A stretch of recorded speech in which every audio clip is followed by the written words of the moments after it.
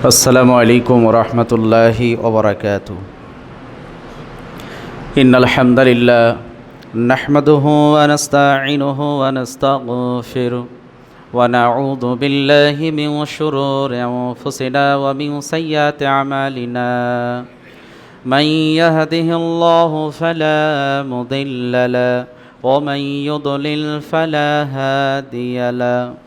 واشهد ان لا اله الا الله وحده لا شريك له واشهد ان سيدنا ومولانا محمدا عبده ورسوله الذي ارسله بالحق بشيرا ونذيرا وداعيا إلى الله بإذنه وسراجا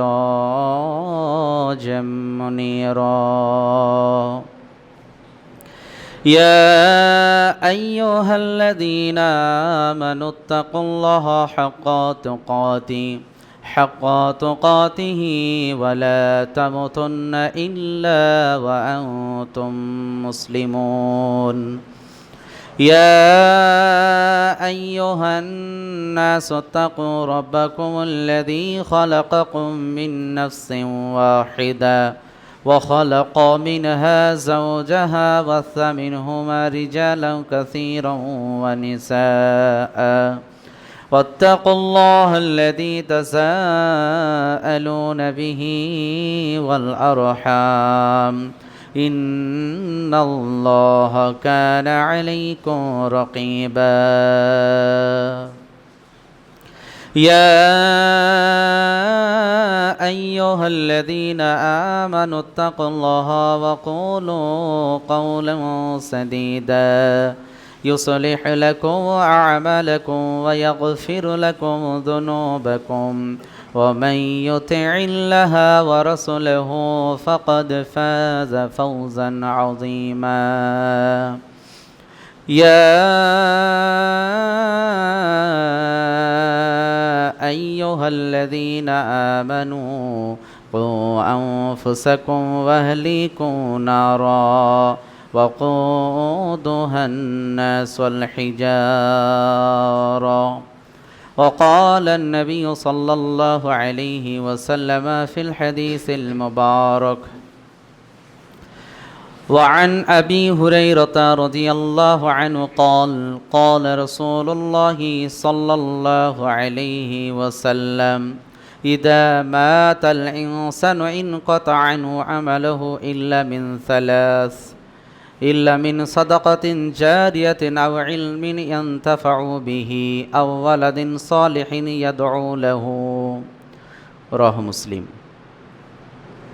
সর্বপ্রথম প্রশংসা সে আল্লাহ রব্বুল আলামিনের জন্যে, যে আল্লাহ পাক রব্বুল আলামিন আমাদেরকে প্রতি জুম্মার নেই আজকেও দুনিয়ার নানান কর্মকে উপেক্ষা করে আজকে এই জামে মসজিদে এসে বসে সালাত, জিকির এবং খুতবা শ্রবণ করা তৌফিক দিয়েছেন। সে আল্লাহ তাআলা শুকরিয়া কৃতজ্ঞতা আদায় করি। আল্লাহ রব্বুল আলামিনের শিখানো ভাষা দিয়ে সকলেই অন্তরস্থল থেকে উচ্চকণ্ঠে বলি আলহামদুলিল্লাহ। অতঃপর দরুদ ও সালাম বর্ষিত হোক প্রিয় নবী মুহাম্মদ রাসূলুল্লাহ সাল্লাল্লাহু আলাইহি ওয়াসাল্লামের উপর। আল্লাহুম্মা সাল্লি আলাইহি আল্লাহুম্মা বারিক আলাইহি। আমি মহাগ্রন্থ কোরআনুল কারীম থেকে একটি আয়াত, তার সাথে সাথে রাসূল সাল্লাল্লাহু আলাইহি ওয়াসাল্লামের একখানা হাদিসও তেলাওয়াত করেছি। উক্ত তেলাওয়াতকৃত কোরআনের আয়াত, হাদিস আর আনুষঙ্গিক কিছু কোরআনের আয়াত হাদিস এনে কিছু বাস্তবতার কথা তুলে ধরে আজকে যে টপিক, যে বিষয় নিয়ে কথা বলবো সেটি হচ্ছে দায়িত্ব। সম্মানিত উপস্থিতি, একটি গুরুত্বপূর্ণ বর্তমান প্রেক্ষাপট নিয়ে বিষয়টিকে আলোচনা করব। আমাদের স্মরণ রাখা উচিত যে আল্লাহ রব্বুল আলামিনের বিধান মোতাবিক এবং আল্লাহ রব্বুল আলামিনের যে সৃষ্টির মাধ্যমে একজন নারী আর একজন পুরুষের ইসলাম শরিয়ার বিধান অনুযায়ী বিবাহ দাম্পত্য জীবন, এই বিবাহ দাম্পত্য জীবনে আল্লাহ রাব্বুল আলামিন তার যতগুলো নেয়ামত আছে তার মধ্যে অন্যতম নেয়ামত হচ্ছে সন্তান, যে আল্লাহ পাক রব্বুল আলামিনের দেওয়া আমানত এই হচ্ছে সন্তান। আর এই সন্তান প্রসঙ্গে আল্লাহ রব্বুল আলামিন মহাগ্রন্থ কোরআনুল কারীমের মধ্যে সুস্পষ্টভাবে জানিয়েছেন। সূরাতুশ শূরা ৪২ নম্বর সূরার ৪৯ এবং ৫০ নম্বর আয়াতে, যে লিল্লাহি মুলকুস সামাওয়াতি ওয়াল আরদ, আল্লাহ রব্বুল আলামিন বললেন আসমান সমূহ এবং এই জমিনের রাজত্ব হচ্ছে আল্লাহরই। ইয়াখলুকু মা ইয়াশাউ, আল্লাহ যা চান তিনি তাই সৃষ্টি করেন। ইয়াহাবু লিমান ইয়াশাউ ইনাসাও ওয়া ইয়াহাবু লিমান ইয়াশাউ যুকুর, আল্লাহ রাব্বুল আলামিন যাকে চান, যাকে ইচ্ছা তিনি কন্যা সন্তান দেন এবং যাকে ইচ্ছা তিনি পুত্র সন্তান দেন। এবং আল্লাহ রাব্বুল আলামিন যাকে চান তাকে উভয় সন্তান দেন, পুত্র এবং কন্যা। এবং আল্লাহ রাব্বুল আলামিন যাকে চান তাকে আকিমা বানান, অর্থাৎ বন্ধা বানিয়ে দেন, বাঁধা করে দেন।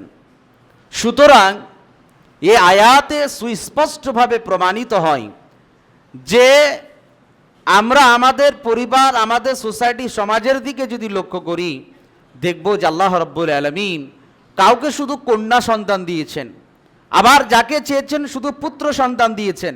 আবার আল্লাহ রাব্বুল আলামিন যাকে চেয়েছেন কন্যা পুত্র উভয় সন্তান দিয়েছেন, এবং আল্লাহ রাব্বুল আলামিন যাকে চেয়েছেন বন্ধা বাঁধা বানিয়ে রেখেছেন। অর্থাৎ এই সন্তান হচ্ছে আল্লাহ তাআলার দেওয়া এক বড় নেয়ামত, এবং এই সন্তান হচ্ছে একটি আমানত। আর এই আমানত আল্লাহ রাব্বুল আলামিন যথা স্থানে পৌঁছানোর কথা বলেছে। যদি আমরা দেখি সূরাতুন নিসা ৪ নম্বর সূরার ৫৮ নম্বর আয়াতে আল্লাহ রাব্বুল আলামিন বলেছেন যে ইন্নাল্লাহা ইয়া'মুরু আন তুআদ্দুল আমানাতি ইলা আহলিহা, নিশ্চয় আল্লাহ রাব্বুল আলামিন নির্দেশ দিয়েছেন যে তোমরা আমানতকে যথা স্থানে পৌঁছে দাও। অর্থাৎ আপনার আমার জন্যে সন্তান হচ্ছে এক আমানত যা আল্লাহ রাব্বুল আলামিন দিয়েছেন। আর এই আমানতকে যথাস্থানে পৌঁছানোর কথা বলতে গিয়ে আপনাকে আমি যেটা বলছি, সন্তানকে লালন পালন করার ক্ষেত্রে আল্লাহ রাব্বুল আলামিন এবং নবী করিম সাল্লাল্লাহু আলাইহি ওয়াসাল্লাম যেভাবে লালন পালন করার কথা বলেছেন, সেভাবে লালন পালন করাটাই হচ্ছে এই আমানতকে যথাস্থানে পৌঁছে দেওয়া।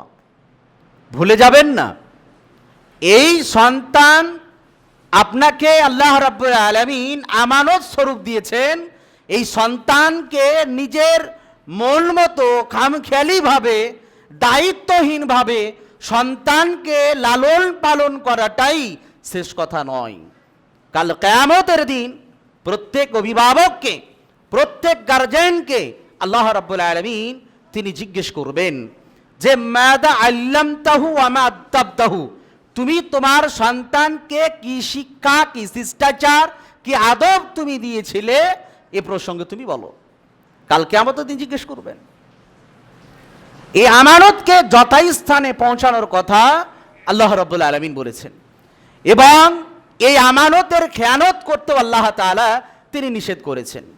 যে আল্লাহ রাব্বুল আলামিন সূরা আনফাল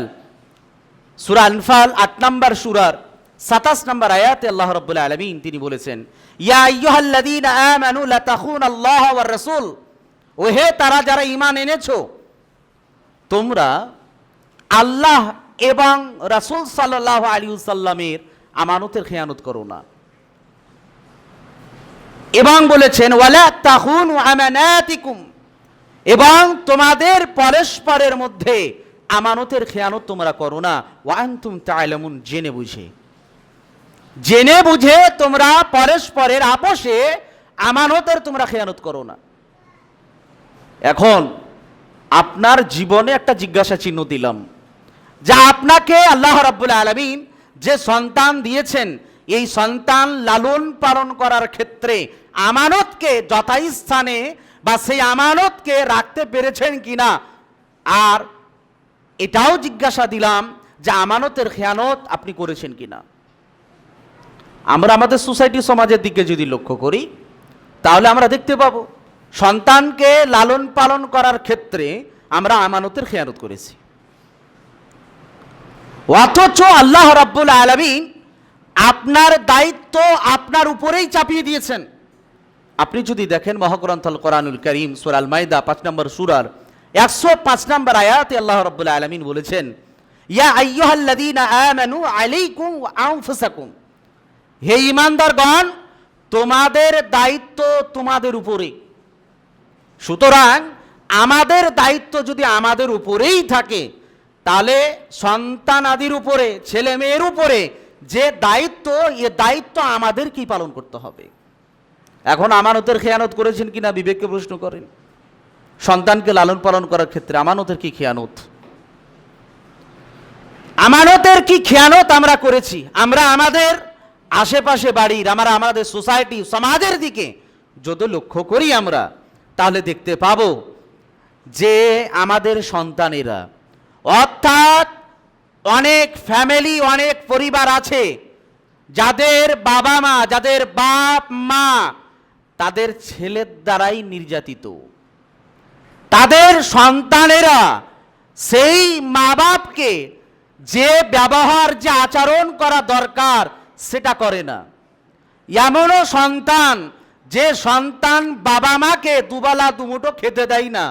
এমনও সন্তান বাবা মায়ের সুচিকিৎসার ব্যবস্থা করে না। এমনও কুলাঙ্গার সন্তান আছে বাড়িঘর জমি জায়গার জন্যে বাপ মাকে বাড়ি থেকেও বের করতে দ্বিধাবোধ করে না। আমানতের খেয়ানত। সন্তানকে লালন পালন করার ক্ষেত্রে আমানতের খেয়ানত করার কারণেই এই সমস্ত পিতা মাতারা তাদের সন্তানের দ্বারাই নির্যাতিত হচ্ছে, যা আমরা আমাদের সোসাইটি সমাজে দেখছি। বড় আফসোসের বিষয়। পরকাল কি আপনার অপেক্ষা করছে, কি ভয়ঙ্কর, এটাকেও আপনাকে ভাবতে হবে। কেননা নবী করিম সাল্লাল্লাহু আলাইহি ওয়াসাল্লামের সে হাদিস আপনাকে আমি স্মরণ করাই।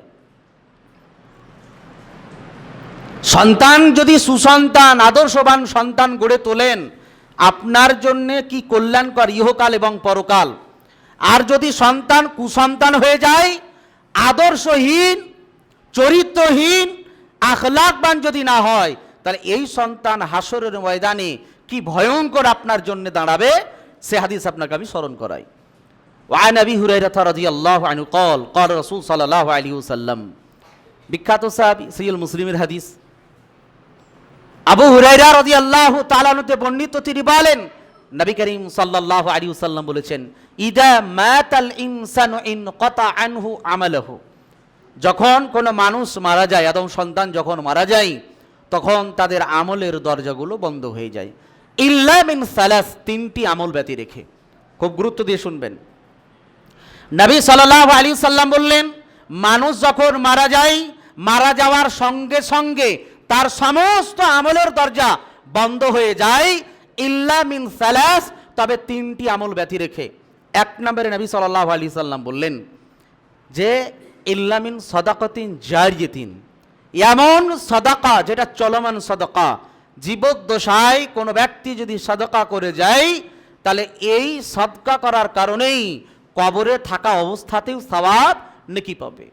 যেমন এই মসজিদকে গড়ে তোলার জন্যে আপনি আপনার সামর্থ্য অনুযায়ী মসজিদের যে কোনো কাজের জন্যে আপনি সহযোগিতা করলেন, সাহায্য করলেন, এই মসজিদ যতদিন থাকবে এর চলমান সওয়াব, চলমান নেকি মৃত্যুর পরে কবরে থাকা অবস্থাতেও এর সওয়াব নেকি আপনি পাবেন। সুবহানাল্লাহ বলবেন না? অসুবিধা হচ্ছে আপনাদের? এক নম্বরে নবী সাল্লাল্লাহু আলাইহি সাল্লাম বললেন, ইসলামের স্বার্থে মসজিদের জন্য হোক, মাদ্রাসার জন্য হোক, অন্যান্য দাওয়াতি কাজে হোক, ইসলামের স্বার্থের জন্যে যে দান, যে সাদাকা করবেন, এর চলমান সওয়াব নেকি কবরে থাকা অবস্থাতেও পাবেন। এক নম্বর বললেন। দুই নম্বরে নবী সাল্লাল্লাহু আলাইহি সাল্লাম বললেন, আও ইলমিন ইয়ানতাফাউ বিহি, এমন ইলম, এমন জ্ঞান, এমন বিদ্যা যেটা আপনি আপনার জীবদ্দশায় দিয়ে গেলেন, যেটা দিয়ে মানুষ উপকৃত হয়, এই ইলম দেওয়ার কারণেই কবরে থাকা অবস্থাতেও সওয়াব নাকি আপনি পাবেন। এক্সাম্পল, উদাহরণ, আপনি নিজে কোরআন পড়তে জানেন, অপর একজন ব্যক্তিকে কোরআন পড়া শিখালেন। আপনি রাসূলের একটি সুন্নাত জানেন, ওই সুন্নাতটা নিজেও পালন করলেন, অপর ব্যক্তিকে শিখালেন। এই যে আমল, যতদিন এই ধারা চলবে, একের পর এক এই দাওয়াত, এই সুন্নাহ, এই ইলম, এই জ্ঞান যত জনকে দিতে থাকবে, কবরে থাকা অবস্থাতেই ততদিন সওয়াব প্লাস প্লাস হতে হতে কিয়ামত পর্যন্ত সেই সওয়াবের অধিকারী আপনি হবেন। যেমনটা আপনাদের ইমাম শেখ ওয়াহিদুজ্জামান ফৈজি, আমার উস্তাদ, উনার কাছে আমি হাদিস শিখেছি।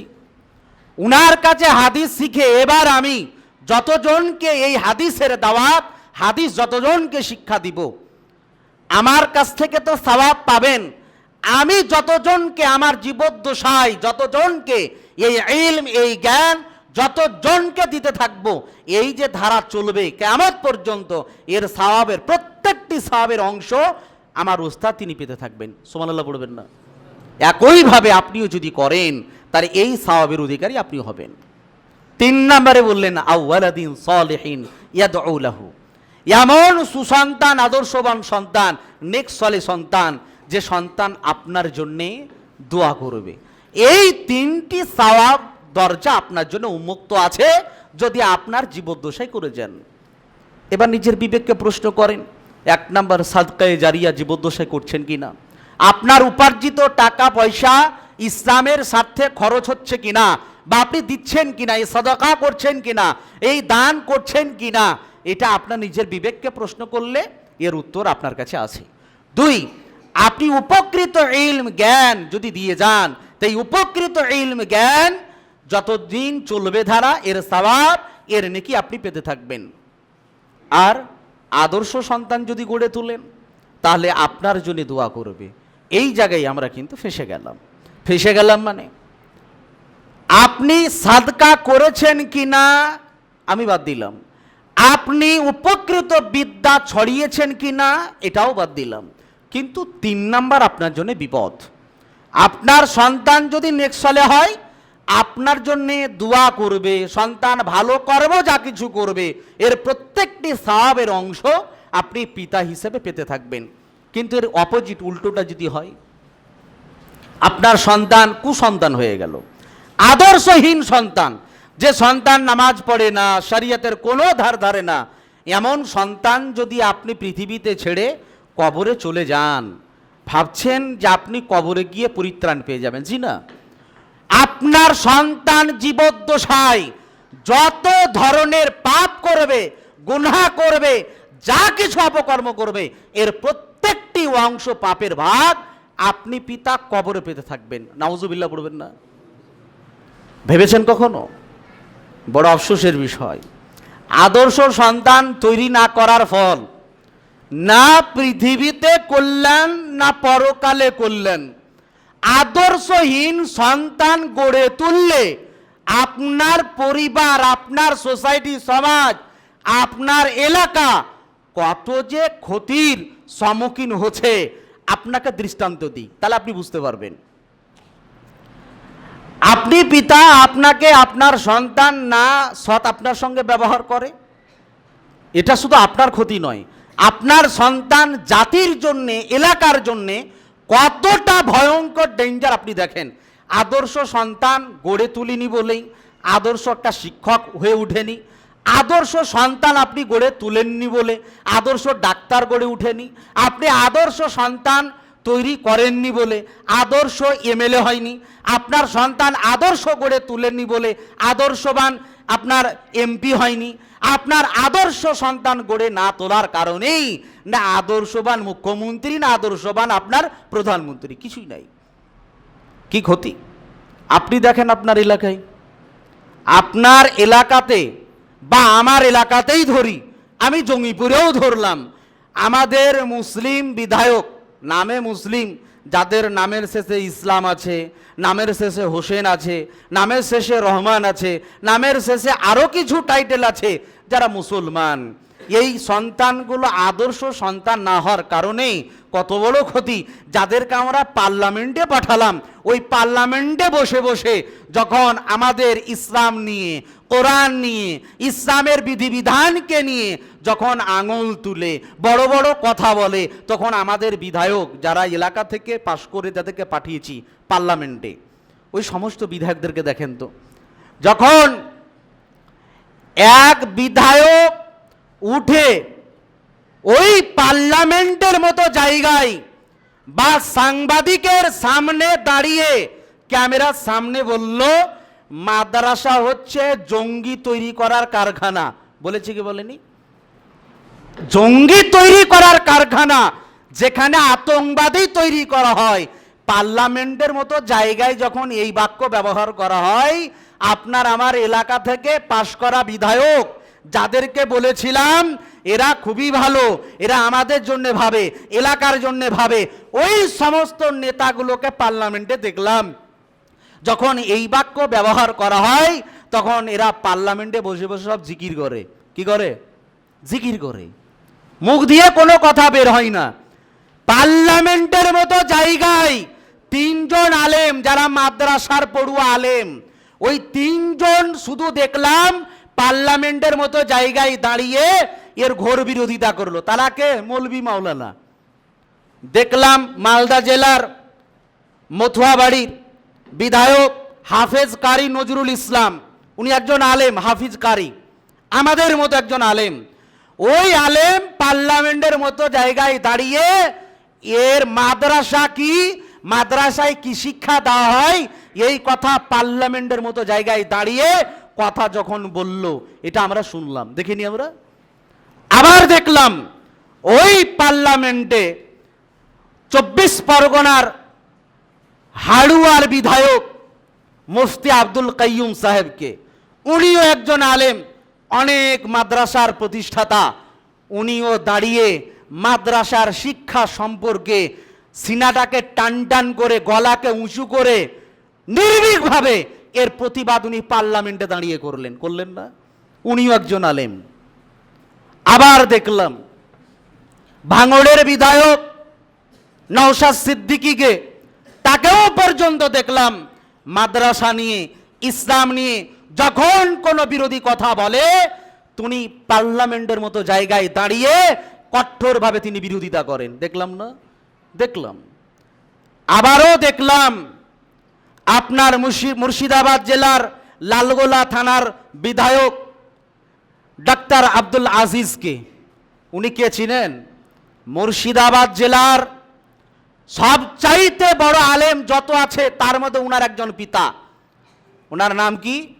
ইসহাক মাদানী, যোগ্য একজন আলেম, যিনি আমাদের আহলে হাদিসের ভিতরে তিনি একজন বড় মাপের একজন আলেম।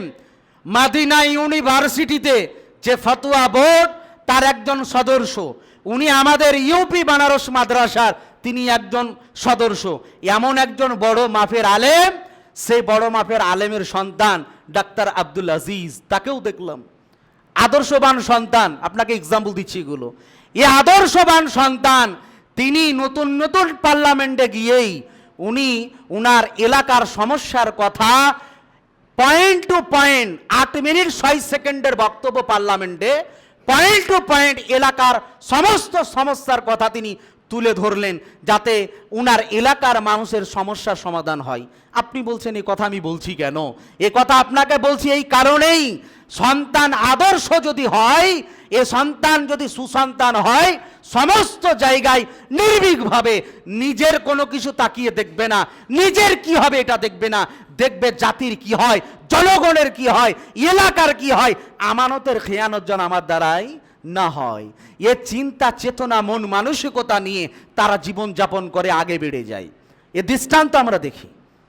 কিন্তু আপনার এলাকার বিধায়ক কে আছে আপনি জানেন?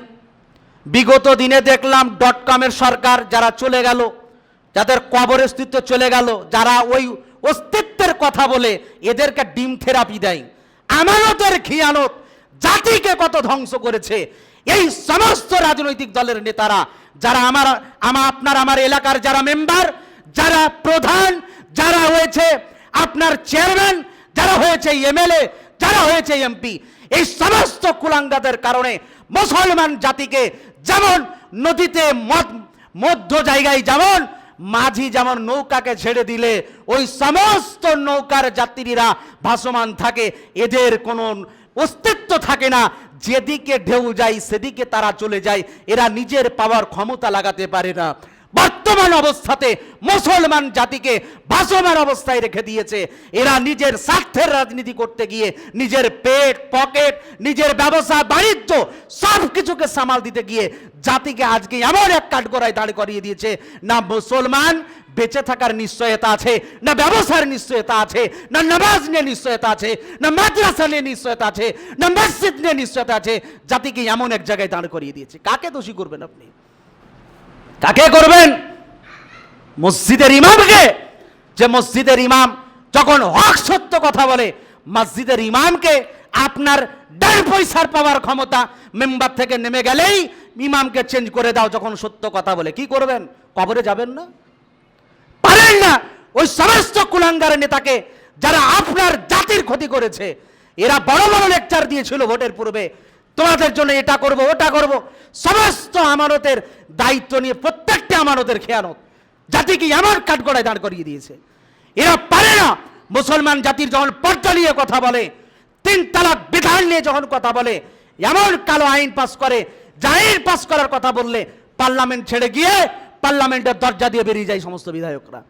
এমন কুলাঙ্গার অপযুক্ত এমএলএ আমরা বানিয়ে রেখেছি। কাকে কি দোষী করবেন আপনি? আদর্শবান সন্তান কতটা গুরুত্বপূর্ণ। এই আদর্শবান সন্তান না হওয়ার কারণেই ইহকালেও ক্ষতি, পরকালেও ক্ষতি, এটা সুনিশ্চিত আল্লাহ তাআলা এবং নবী করিম সাল্লাল্লাহু আলাইহি ওয়াসাল্লামের কথা অনুযায়ী।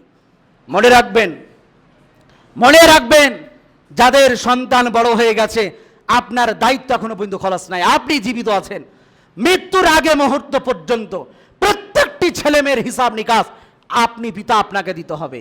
ওই যে নবী করিম সাল্লাল্লাহু আলাইহি ওয়াসাল্লাম বলেছেন, আলা কুল্লুকুম রাইন ওয়া কুল্লুকুম মাসউলুন, তোমরা মনে রেখো প্রত্যেকে দায়িত্বশীল, প্রত্যেককে দায়িত্ব সম্পর্কে হাসরের ময়দানে প্রশ্ন করা হবে। কি উত্তর দিবেন? আজকে বলেন, আপনাকে যখন বলা হয় আপনার ছেলে নামাজ পড়ে না, আপনার ছেলে ন্যায়মূলক কাজ করে না, অন্যায়মূলক কাজ করে বেড়ায়, তখন আপনার ভাষা আসে, বলে পারি না ভাই। কত মিষ্টি ভাষা, বলে পারি না ভাই। কি বলেছিলেন আপনি? ওই সন্তান 7 বছর বয়সে নামাজের কথা বলতে হবে, 10 বছর বয়সে পিটিয়ে নামাজ পড়ার কথা বলতে হবে, তবেই সন্তান আদর্শ হবে। দলিল নেবেন? খুলেন সূরা লোকমান 31 নম্বর সূরার 17 নম্বর আয়াত। আল্লাহ রাব্বুল আলামিন বলেছেন, ইয়া বুনাইয়া আকিমিস সালাহ ওয়া আমুর বিল মারুফ ওয়া নাহি আনিল মুনকার ওয়াসবির আলা মা আসাবাক। আল্লাহ তাআলা বলেছেন, লোকমান হাকিম তার কলিজার টুকরা সন্তানকে বলছে, ইয়া বুনাইয়া, এই আমার কলিজার টুকরা, আকিমিস সালাহ, তুমি নামাজ পড়ো, ওয়া আমুর বিল মারুফ, মানুষদেরকে সৎ পথের দিকে আহ্বান করো, ওয়া নাহি আনিল মুনকার, এবং মন্দ কাজ থেকে মানুষদেরকে বিরত রাখো, ওয়াসবির আলা মা আসাবাক, তুমি ধৈর্য ধারণ করো যতই বালা মুসিবত তোমার উপরে আসুক না কেন। পেরেছেন? বলেছেন ছেলেটাকে যে নামাজ পড়, মানুষকে বলতে বলেছেন আপনার ছেলেটাকে যে মানুষদেরকে ন্যায়মূলক সৎকর্মের কথা দিকে আহ্বান করবি, তোর বন্ধু বান্ধবকে বলবি যেন নামাজ পড়ে, তুই যেখানেই থাকবি, যেখানে অন্যায়মূলক কাজ হবে এর বিরোধিতা করবি, মানুষদেরকে বুঝিয়ে বলবি এটা অন্যায়, এটা নেই, এটা সৎ, ওটা অসৎ, এটা হালাল, ওটা হারাম, এটা জায়েজ, ওটা নাজায়েজ, এটা বৈধ, ওটা অবৈধ। বলতে পেরেছেন সন্তানকে? পারেননি। আপনি পারেননি বলেই আপনার সন্তান বাসঝাড়ে গিয়ে তাস খেলে, আপনার সন্তান গেঁজা টেনে বেড়ায়, আপনার সন্তান লটারির টেবিল নিয়ে আজও লটারি বিক্রি করে, আপনার সন্তান মদ নিজেও খায়, অপরকে খাওয়ায়। এখনো পর্যন্ত আপনার সন্তান কি দায়িত্ব পালন করলেন আপনি? যার জন্যে এই সন্তান আদর্শ হয়নি বলে না পরিবার শান্তিতে, না পড়োশি শান্তিতে, না এলাকা শান্তিতে, না দেশ শান্তিতে, চারদিকে অশান্তি ছেয়ে গেছে, সব এক প্ল্যাটফর্মে। কি করবে? অসংখ্য বিধায়কের মধ্যে 3 জন আলেম গিয়ে কি করবে? কথা বলতে গেলেই একজন কথা বলে 50 জন বিধায়ক কুকুরের মতো গৌ গৌ গৌ করে। কি করবে? আপনি আপনার এলাকার আপনার সন্তানকে বিধায়ক বানিয়েছেন, আপনি আপনার সন্তানের মুখ দিয়ে বের হয় না, এটা অন্যায়, এটা নেই, আর ভাষাই নেই, কথাই তো বলতে পারে না, কি বলবে পার্লামেন্টে গিয়ে? ওই জন্য তো আমার ভাষায় বললাম, জিকির করছে, মাথাকে নত করে টাইমকে পুজিয়ে খালি সিগনেচার দিচ্ছে, মাস গেলে বেতন গুঁড়ে, আর যখন কোনো টাকা আসে খালি পকেটে ভরে। তার জন্য তো চলছে আমারতের খেয়ানত, ডিম থেরাপি চলছে সব জায়গায়, সব জায়গায়। এদের কোনো মান সম্মান নাই। কাউকে দেখা যাচ্ছে ওই সেন্টু গেঞ্জি হাফ প্যান্ট পরিয়ে রাস্তায় রাস্তায় ঘুরিয়ে বেড়েছে, মাথায় দড়ি বেঁধে। লজ্জা, এটা লজ্জা, যদিও সংবিধান বিরোধী, কিন্তু এটা লজ্জা আমাদের জন্যে। ভাবতে পারা যায়? আল্লাহ তাআলা নিকটে দোয়া করি, হে আল্লাহ রাব্বুল আলামিন, তুমি আমাদের সকলকে তোমার প্রকৃতপক্ষে ভয়, খফ, ভীতি তুমি আমাদেরকে দাও, আল্লাহুম্মা আমিন। ইয়া আল্লাহ তাআলা যতদিন জীবিত রাখবে তোমার প্রকৃত ভয়, ভীতি রাসূল সাল্লাল্লাহু আলাইহি সাল্লামের ইত্তেবা, অনুসরণ, অনুকরণ করে জীবন যাপন করা তুমি তৌফিক দাও, আল্লাহুম্মা আমিন। ইয়া আল্লাহ রাব্বুল আলামিন, তুমি আমাদের ভিতরে যারা অসুস্থ তাদেরকে তুমি সুস্থতা দান করো, আল্লাহুম্মা আমিন। ইয়া আল্লাহ রাব্বুল আলামিন, আমাদের ভিতরে যারা ঋণগ্রস্ত, ঋণকে তুমি মুক্ত করা তৌফিক দাও, আল্লাহুম্মা আমিন। ইয়া আল্লাহ রাব্বুল আলামিন, তুমি যখন আমাদের মৃত্যু দিবে প্রকৃতপক্ষে মুমিন মুসলমান হয়ে তোমার সর্বশ্রেষ্ঠ কালেমা লা ইলাহা ইল্লাল্লাহ, এই কালেমাকে পাঠ করে মৃত্যুবরণ করা তুমি তৌফিক দিও, আল্লাহুম্মা আমিন। ওয়া আখিরু আলহামদুলিল্লাহি রাব্বিল আলামিন। ওয়াসসালামু আলাইকুম ওয়া রাহমাতুল্লাহি ওয়া বারাকাতুহু। আলহামদুলিল্লাহি রাব্বিল আলামিন।